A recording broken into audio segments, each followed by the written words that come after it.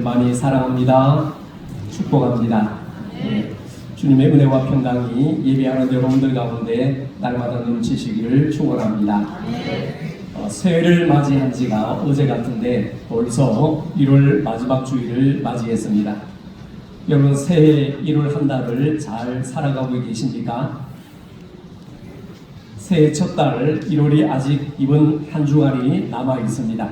이 달이 지나가기 전에 1월이 아직 새해니까 이 시간을 통해서 제가 다시 한번 여러분을 축복하고 싶습니다. 여러분 새해 복 많이 누리세요. 복을 받은 것은 너무 많은데 이걸 제대로 누리지 못하고 있어요. 그렇기 때문에 여러분 새해 복 많이 누리며 살아가시기 바랍니다. 특별히 요한 3서 1장 2절과 3절 말씀으로 축복하고 싶습니다.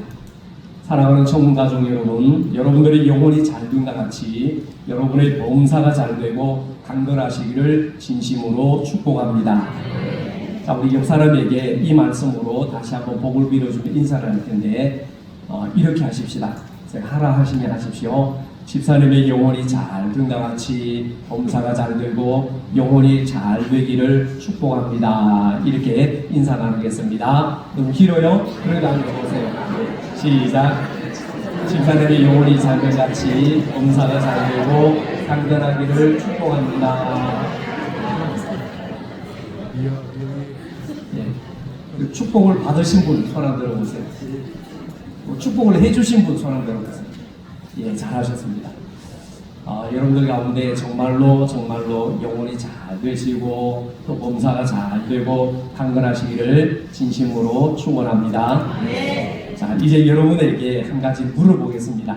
인사를 나누고 복도 받았으니 물어봅니다.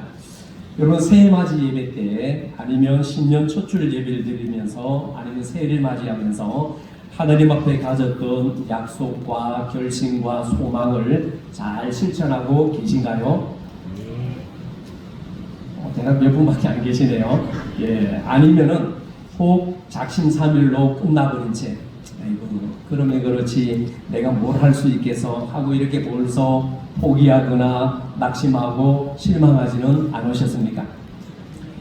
대답하기는 싫으실지 몰라도 아마도 이런 분들이 우리 중에 적지 않게 있으리라 생각됩니다. 그러나 여러분 사실 그렇다 손 치더라도 다시 시작해 보시기 바랍니다. 또 한번 결심해 보시기 바랍니다. 물론 가다가 중단하면 아니간만 못하라 이런 말이 있지만은 어떻게 보면은 간 만큼 이익이 됩니다. 간 만큼 이익이죠. 우리의 결심과 다짐과 계획이 작심삼일로 끝나더라도 그 작심삼일이 없는 것보다는 낫다는 말이지요. 그런 의미에서 오늘 제가 여러분에게 몇 가지 제안을 해봅니다. 괜찮으시다면 꼭 한번 실천해 보시기를 바랍니다. 자, 새해에는 단점 한 가지는 꼭 고치는 것이 어떻겠습니까? 사람들은요, 보통 자신에게는 굉장히 관대하고 남에게는 비판적입니다. 그러다 보니까 자신의 단점을 고치는 일이 참 쉽지 않습니다. 올해는 그 가운데 한 가지라도 확실히 고치기로 결심해 보시기를 바랍니다. 저 역시 마음의 한 가지 단점은 고쳐보리라 생각하고 여러분들에게 말씀드리는 겁니다. 또 올 한 해는 다른 사람을 섬기기 위해서 적극적이고 구체적인 계획을 한 가지씩 세워보시기를 바랍니다. 친구와 이웃, 부모님, 구역 식구 등 내 곁에 있는 사람들을 위해서 내가 할 수 있는 일부터 동네 일이나 요양원에서 봉사하는 등 적극적인 섬기는 활동도 계획해보면 참 좋겠습니다. 그리고 한 가지만 더 제안을 드리려고 합니다. 이것은 생각해보고 할 것 없이 꼭 그렇게 하시기를 바랍니다. 꼭 그렇게 되기를 바랍니다. 다른 것이 아니라 올 한 해는 여러분의 삶의 모든 부분이 한 단계 더 수준 높게 성숙하고 성장하는 계획을 세워보시기를 바랍니다. 신앙생활도 내 생활도 내 인격도 내 분야에서 한 발짝이라도 더 전진하자 이런 뜻입니다. 존 헨리 유먼이라는 사람이 말하기를 성장이야말로 생명 있음의 유일한 증거다 이렇게 말했습니다. 성장이야말로 생명 있음의 유일한 증거다.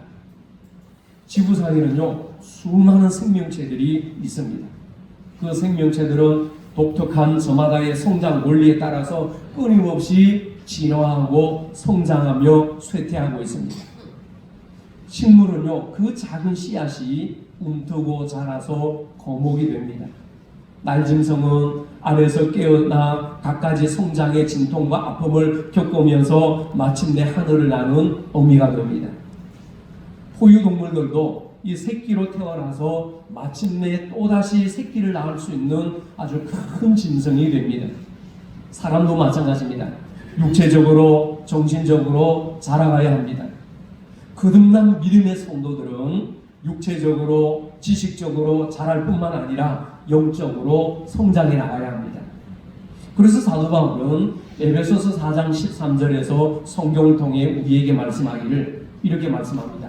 우리가 다 하나님의 아들을 믿는 것과 아는 일에 하나가 되어 온전한 사람을 이루어 그리스도의 장성한 분량에 충만한 데까지 이르리니. 아멘. 아멘이시죠? 네, 하나님의 말씀을 봉독할 때는 아멘 하시기 바랍니다. 여러분 이 말씀대로 우리는 자라가야 합니다. 성장해 나가야 합니다. 늘 부단히 생명이 있으면 성장해 나가야 되죠. 예수님의 어린 시절을 소개하는 누가복음의 말씀에 이런 기록이 있습니다. 누가복음 2장 52절에 보면은요, 예수는 지혜와 희가 자라가며 하나님과 사람에게 더욱 사랑스러워 가시더라. 아멘. 여러분 사람은 로봇이나 기계가 절대로 아닙니다. 살아 움직이며 태어나고 성장하며 살아가는 생명체입니다. 그러므로 정상적인 사람은 몸도 자라고 지혜도 자라납니다. 생각도 자라납니다. 의지도 자라납니다. 모든 것은 자라나지요. 농부가 밭에 나가서 씨를 뿌리고 시간이 흐르면 그 씨는 우미 펴고 자라서 열매를 맺어야 합니다. 마찬가지로 우리가 정상적인 그리스도인이라면 삶의 모든 영역에서 자라나는 성장과 진보를 나타내야 합니다. 하나님 보시기에도 그러해야 하고 사람들 볼 때도 그러해야 합니다. 우리 안에는 하나님의 거룩한 생명의 씨가 들어있습니다. 같이 봅시다. 내 안에는 하나님의 거룩한 생명의 씨가 들어있습니다. 무엇이 들어있어요? 하나님의 거룩한 생명의 씨앗이 들어있습니다. 그래서 이 씨앗을 통해서 내 인격이, 내 생각이, 내 지혜가, 내 삶의 모든 부분들이 생명의 씨앗이 있기 때문에 생명은 자라나기 마찬가지죠. 그래서 이 자라나는 영역에서 자라나는 성장과 진보를 나타내야 합니다. 하나님 보시기에도 그러해야 하고 사람들이 볼 때도 그러해야 합니다. 성장해 나가야 되고 진보하고 믿음의 향상과 성숙이 있어야만 되는 것이죠. 자, 그러기에 우리는 하나님의 거룩한 생명의 씨가 내 안에 있기에 이 생명의 씨를 가진 성도는 의인으로 성장해 갑니다. 크고 오래된 나무같이 발육하고 아름다운 향기로운 꽃처럼 피어납니다. 생명의 무성한 가지처럼 성장합니다. 시냇가에 심겨진 나무가 시절을 쫓아서 과실을 맺으며 그 잎사귀가 마르지 아니한 같이 늘 성장하죠. 그래서 마침내 그리스도의 장성한 분량에 충만한 데까지 그리스도를 닮아가며 성장해 나갑니다. 이 사람들이 누굴까요? 이 사람들이 누구죠? 우리 그리스도인들입니다. 농부는요, 작은 씨앗을 심고 아무것도 보이지 않는 흙을 바라보며 물을 주기도 합니다. 창고에 가득 차게 될 풍성한 열매를 꿈꾸며 씨를 뿌립니다. 당장 내 눈에는 보이지 않고 내 귀에는 들리지 않고 내 손에는 잡히는 것 없다 할지라도 가을에 있을 풍성한 그 수확과 결실을 바라봅니다. 우리에게도 농부 같은 이런 꿈이 있어야 합니다. 성장과 진보, 이것이 바로 그리스도의 생명을 소유한 여러분의 각자의 바람인 동시에 교회 공동체의 목표이기도 합니다. 교회 지체의 모든 기관과 우리 성도님들의 소망이 되어야 합니다. 그래서 오늘 본문 이 편지를 기록하고 있는 바울 사도가 자신의 사랑하는 믿음의 아들이요 신실한 복음의 동력자요 영적인 아들인 디모데에게 준 권면의 말씀이요 격려의 말씀이고 위로의 말씀입니다.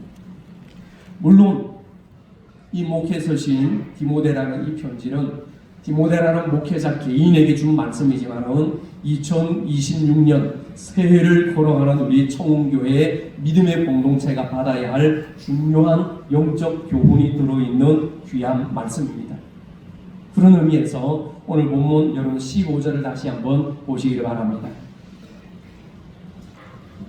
자, 15절 말씀을 우리 찬양대원들이 한번 큰 소리로 속도를 맞추어서 우리 찬양대원들이 한번 같이 읽어봅니다. 시작. 이 모든 일에 전심전력하여 너의 성숙함을 모든 사람에게 나타나게. 자, 우리 같이 읽어봅니다. 이 모든 일에 전심전력하여 너의 성숙함을 모든 사람에게 나타나게 하라. 아멘. 자, 우리가 이 금방 읽은 말씀에서 바울이 말하는 이 모든 일이란 앞부분에서 이미 디모데에게 말한 내용들, 즉 디모데가 목회자로서 수행해야 할 여러 가지 일들을 가리킵니다. 그 앞부분에 나오는 이 모든 일은 바로 6절부터 14절까지 말씀을 말하는데 이것을 간략하게 정리해보면 이렇습니다. 사도 바울은 디모데에게 하나님의 선한 일꾼이 되어서 말씀과 기도로 사람들을 깨우치라 말씀합니다. 그리고 경건에 이르기를 연습하라 말씀합니다. 말과 행실과 사랑과 믿음과 정절에 대하여는 믿는 자들의 본이 되라 말씀합니다. 그리고 너는 읽는 것과 권하는 것과 가르치는 것에 힘써라 당부합니다. 그리고 14절에서는 교회의 원로들에 의해서 안수를 받을 때에 하나님께로부터 받은 그 은사와 목회의 직무를 가벼이 여기지 말라 권면합니다. 그리고 15절에서 바울 사도는요, 이 모든 일과 관련하여 디모데에게 두 가지 명령을 줍니다. 몇 가지? 두 가지 명령을 줍니다. 그 첫 번째가 뭐냐면은 전심전력하라는 명령입니다. 그럼 같이 해봅시다. 전심전력하라. 전심전력하라. 네. 이 전심이라는 말은 문자적인 의미는 관심을 갖다, 신경을 기울이다, 또 초점을 맞춘다 이런 뜻입니다. 그리고 실천한다, 경작한다, 일꾼다 이런 뜻의 의미가 있습니다. 그래서 우리 성경에는 전심전력이라고 표현하고 있는데 이 전심전력은 한자로 보면은 온전한 전자의 마음심자이며 온전한 전자의 힘력자입니다. 그러니까 온전한 마음, 온전한 힘이라는 뜻인데요. 그러니까 이 말은 무슨 말이냐면은 너희의 마음과 힘을 오직 한 곳으로 모아서 뭔가에 몰두한다 이런 뜻입니다. 전심전력한다. 이번 필드에서 야구 선수 중에 투수가 타자를 향해서 힘껏 투구를 합니다. 그냥 힘없이 좀 속된 말로 메가리도 없이 그냥 더블쭉 그렇게 던집니까? 아니면 전심전력 투구를 합니까? 어떻게 합니까?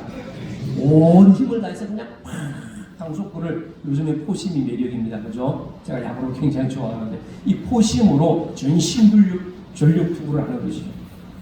자, 그래서 온전한 마음으로 온 힘을 다해서 몰두한다. 뭔가에 한 곳에 집중한다. 이런 뜻이 전심전력입니다. 그래서 이 전심전력에 대해서 여러 표현으로 번역한 다양한 성경들을 보면 이 전심전력에 대해서 이렇게 풀이하고 있습니다. 전념하라, 정성을 다하라, 헌신하라, 깊이 생각하라, 실천하라 이런 말로 번역을 하고 있습니다. 아마도 바울 사도는 디모데가 바울이 명령한 이 모든 일에 마음과 힘과 뜻을 다하고 집중하고 몰두하여 실천하기를 힘써라 이런 뜻으로 디모데에게 전심전력이라는 이 말을 했을 것 같습니다. 1517년 종교개혁가 말틴 루터가 어느 날 종교개혁을 일으켰는데 그 마르틴 루터가 어느 날 자신이 기르던 강아지에게 고기를 던져주며 강아지의 행동을 아주 유심히 살펴보았습니다. 개는 그 큰 입을 벌리고 주인이 던져주려는 그 작은 고기 조각을 아주 뚫어지게 가만히 자세히 응시하고 쳐다보고 있습니다. 이것을 보고 루터가 이렇게 말했습니다. 야, 이 개가 고기를 뚫어지게 보고 있듯이 나도 하나님을 향해서 전심으로 기도를 할 수 있으면 좋겠는데, 이 강아지의 생각은 오로지 이 한 조각 고기에만 관심이 집중되어 있고 다른 일은 아무것도 생각하지도 않고 바라지도 않는구나. 루터는 강아지를 통해서 이런 사실을 깨달았습니다. 그렇습니다, 여러분. 우리도요, 기도뿐만 아니라 우리의 모든 생활 전체가 하나님께만 집중하는 그런 삶이 되어야 하지 않겠습니까? 엘리사 선지자는요, 스승으로부터 몇 번이나 만류를 받았습니다. 너는 제발 너는 여기 머물러 있으라고 여러 명을 받았습니다. 그러나 엘리사는요, 시종일관 필사적으로 스승에게 매달렸습니다. 그냥 주변의 선지자의 성도들이 뭐라고 하든지 간에 엘리사는요, 엘리야 선지자인 스승만 따라다녔습니다. 그랬더니 엘리사는 스승인 엘리야 선지자보다도 하나님께 더 갑절의 영감을 얻기 원했던 자신의 간절한 소원을 이룰 수가 있었습니다. 여러분, 이 모습이 바로 온 정성을 다하고 집중하는 전심전력하는 모습이 아니겠습니까? 여러분, 우리가 자주 쓰는 말 중에 뭐뭐뭐 하고 싶어 죽겠다 이런 말을 습관적으로 자주 사용합니다. 목이 마르면 아유 목말라 죽겠다, 누군가 보고 싶으면 보고 싶어 죽겠다, 배가 고프면 배고파 죽겠다, 심심하면 심심해 죽겠다, 졸리면 졸려 죽겠다, 아프면 아파 죽겠다, 힘들면 힘들어 죽겠다. 주님 오실 때까지 계속 할까요? 네. 이 말은 그 행위를 하고자 하는 욕구가 그만큼 강하다는 뜻입니다. 확대해서 생각하면 그 욕구를 위해서는 죽겠다는 생명까지도 바치겠다는 그런 강한 의미가 그야말로 담겨있는 강조된 말이라고 볼 수 있습니다. 그런데 말이죠, 우리가 이렇게 생각해 볼 수도 있습니다. 아플 때, 배고플 때, 목마를 때, 심심할 때, 추울 때는 죽고 싶을 정도로 하고 싶고 먹고 싶고 보고 싶고 놀고 싶고 그러지만은 이 죽고 싶을 만큼 이 말을 우리의 영적 상태를 대입해 본다면 어떤가요? 주님 보고 싶어 죽겠다, 주님 일을 하고 싶어 죽겠다, 천국 가고 싶어 죽겠다, 예배드리고 싶어 죽겠다, 구제하고 싶어 죽겠다, 전도하고 싶어 죽겠다 등등 이런 생각, 이런 마음을 품고 이런 말을 해본 적은 있으십니까, 여러분? 전도하고 싶어 죽겠다, 찬양하고 싶어 죽겠다, 말씀 듣고 싶어 죽겠다, 기도하고 싶어 죽겠다, 헌신하고 싶어 죽겠다, 봉사하고 싶어 죽겠다, 교회 가고 싶어 죽겠다, 예배드리고 싶어 죽겠다. 이런 마음은 여러분 언제 드십니까? 주의 일에 이룰 정도로 죽고 싶을 정도로 해보고 싶은 이런 마음은 들어보셨습니까? 그렇게 말해보셨습니까? 사랑하는 성도 여러분, 그 무엇인가를 하기 위해 전심전력한다는 말은 바로 이런 의미가 아니겠습니까? 내가 죽고 싶을 정도로 하고 싶다, 이게 전심전력 아니겠어요? 뭔가를 위해서 열심을 낸다고 하면 그야말로 죽고 싶을 정도로 이 정도의 마음가짐은 있어야 하지 않겠습니까? 오늘 본문의 저자인 사도 바울은요, 다메섹 도상에서 주님을 만난 이후로 매일매일 매 순간을 그렇게 살았습니다. 사도 바울은요, 그래서 사는 것도 죽는 것도 다 주를 위한 것이라고 한다고 생각했습니다. 그래서 살든지 죽든지 자신을 통해서 내 안에 계신 그리스도가 존귀해지기를 원했고, 감옥에 있든지 감옥 밖에 있든지 자유의 몸이든지 영혼의 몸이든지 바울이 진정으로 원한 것은 복음의 진보였습니다. 복음의 진보였습니다. 사도 바울은요, 정말로 예수 그리스도만을 알기를 위해서 이전에 좋던 모든 것을 다 해로 여기고 배설물로 여겼습니다. 바울은요, 오직 자기를 잡아주신 그리스도만을 향해 내 뒤에 있는 모든 것을 잊어버리고 잡힌 바 된 그것을 향해 잡기 위해서 앞에 놓인 부름의 상을 얻기 위해서 앞으로만 앞을 보고 달려갔습니다.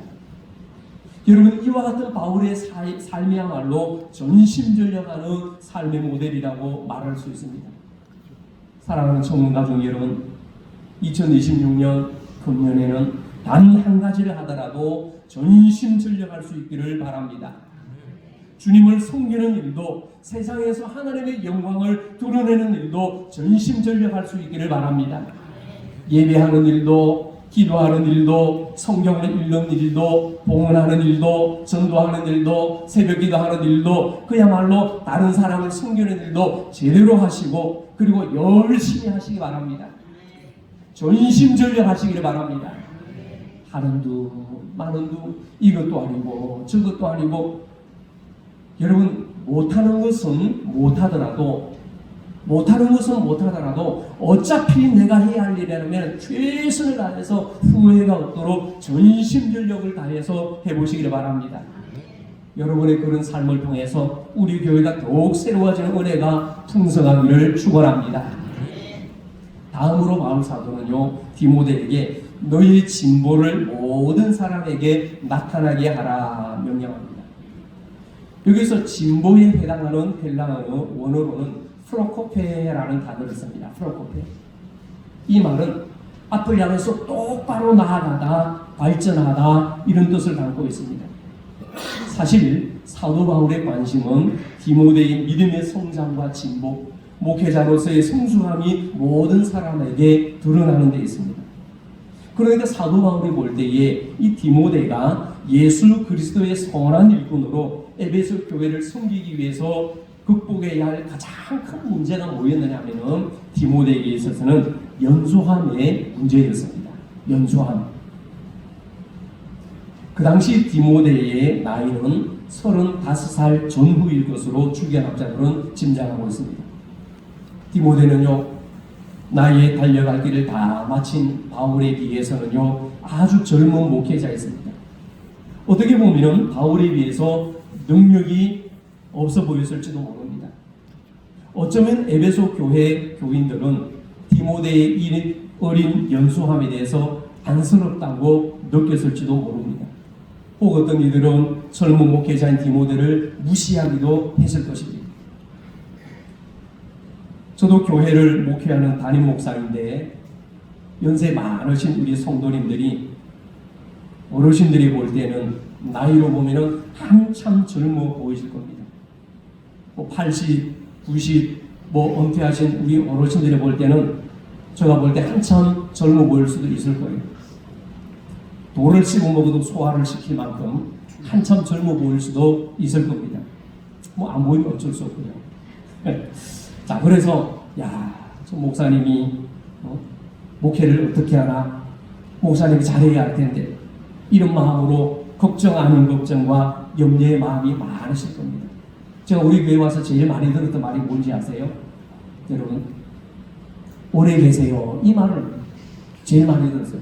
왜 오래 있으라는 말을 하는지 모르겠지만은 오래 있으래요. 여러분들이 오래 있으라는데 오래 있으려고 있어야죠, 그죠? 예, 엄마가 밥 먹으라 그러면 밥 먹어야 되듯이, 자라 그러면 자야 되듯이. 자, 그래서 목회를 어떻게 하나, 목사님이 잘해야 될 텐데, 이런 마음으로 걱정하는 걱정, 염려의 마음이 많으실 겁니다. 염려하시는 그 마음을 저도 아는지라 새벽이나 밤이나 낮이나 쉬지 않고 열심히 달려가고 있습니다. 교회를 돌보는 일이나 신방하는 일이나 예배를 준비하고 말씀을 전하는 일이나 무엇이든지 최선을 다해서 다 하려고 노력하는 중에 있습니다.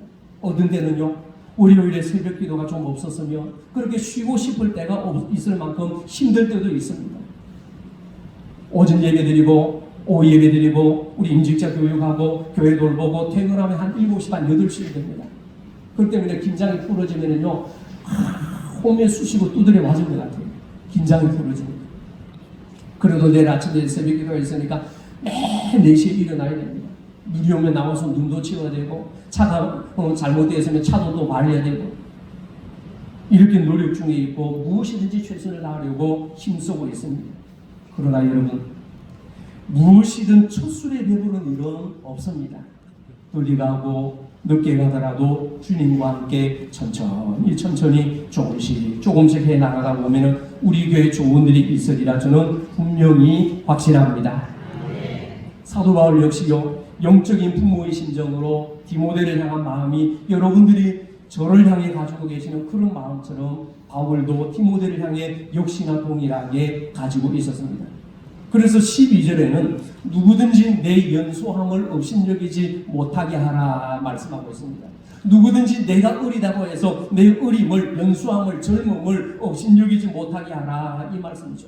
나이가 젊은 디모데는요, 아무래도 경험도 경륜도 부족한 것이 사실입니다. 이런 입장에서 디모데가 영적으로 인정을 받기 위해서는 어떻게 해야 할 것입니까? 어떻게 해야 할 것 같아요? 바울은 디모데가 그런 핸디캡을 극복하기 위해서는 경험 많고 성숙한 사람보다 더 부지런해야 한다고 생각했습니다. 운동장에서 경기를 치르는 선수가 사력을 다해 싸우듯이 사도 바울은 디모데가 맡은 일에 전심전력함으로 믿음의 진보를 나타내 보여야 한다고 말한 이유가 바로 이것입니다. 여러분, 여기서 진보라는 말은 한자로 보면은 나아갈 진자의 걸음보자입니다. 한 발 앞서 나간다. 한 걸음씩 나아간다.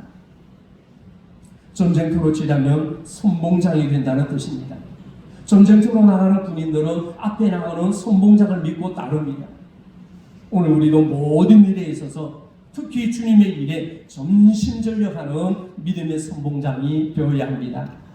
먼저는 교역자가, 그리고 장로님들이, 집사님과 권사님들이, 항중 직분자가 전심전력하여 복음의 진보, 믿음의 진보를 나타내야 합니다. 개인도 그러고요, 교회적으로도 그렇습니다.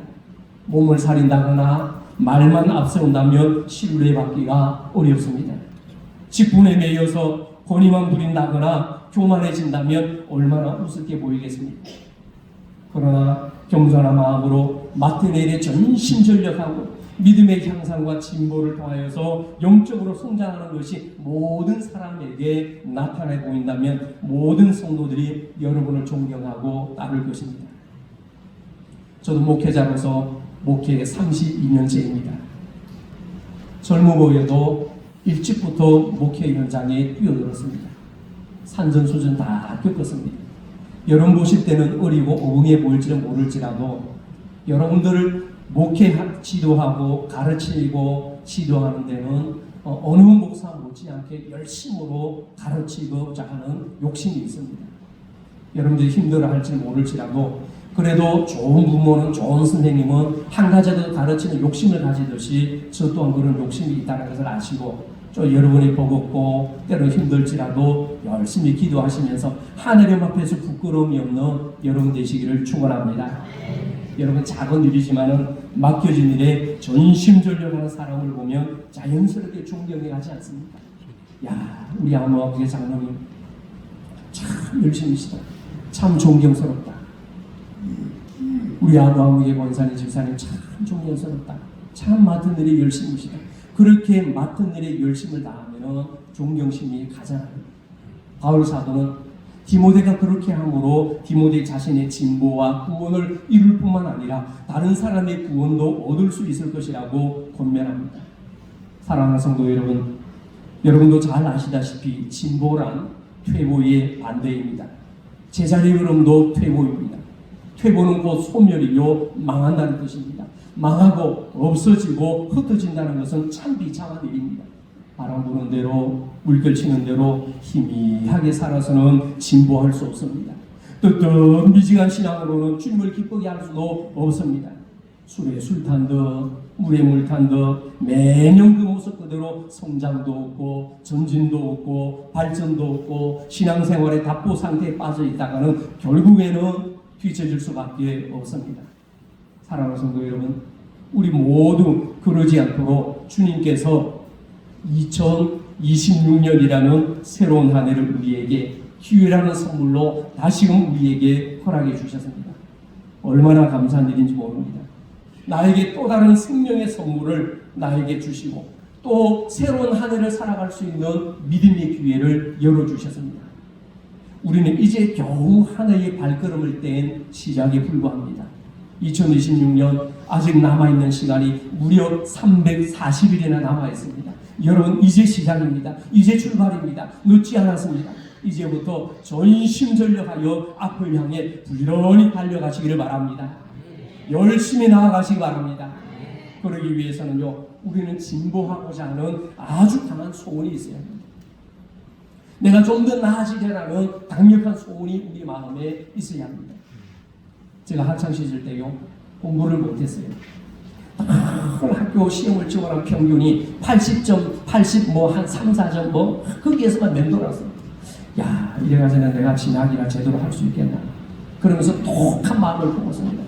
쭉 80대 평균 초반을 가지고 뭘 이렇게 할 수 있겠나 싶어가지고 오이심을 가지고 앞집에 전교 1등하는 여학생이 우리 동네에 살고 있었어요. 그래서 그 친구의 방에 불이 꺼지지 않으면 저도 앉았어요. 안 자고 불이 꺼질 때 새벽이면 새벽, 밤이면 밤, 뭐 시험 기간에 말이죠. 한 달 동안 공부를 하잖아요. 시험 범위가 나오면 한 달 동안 충분히 공부하는데 그 집이 방이 안 꺼지는 거예요. 전교 1등 하는데. 그럼 제가 방에 불 끄고 자겠어요? 안 자겠어요? 안 자죠. 독을 품고 열심히 공부를 했어요. 평균이 한 과목의 점수가 평균이 10점이 올랐어요. 10점이. 그리고 그때 학교에서는 평균이 10점 오르면 큰 상을 줬는데 어떤 상이 있었냐면 진보상을 줬습니다. 진보상. 평균 10점이 올라가는 학생들에게만 주는데 전교적으로 몇 명이 안 됐어요. 다 대부분 올라가도 7점, 8점, 9점 커트라인이었는데 제가 10점 올라가지고 평균이 90점 이상으로 뻥 뛰어올랐어요. 물론 안 믿으시네. 그래가지고 제가 무슨 상을 받았게요? 진보상을 받았습니다. 이런 진보라고 하는 것은 나아가지 않으면 퇴보입니다. 정초입니다. 그렇게 되는 것은요, 시간 문제입니다.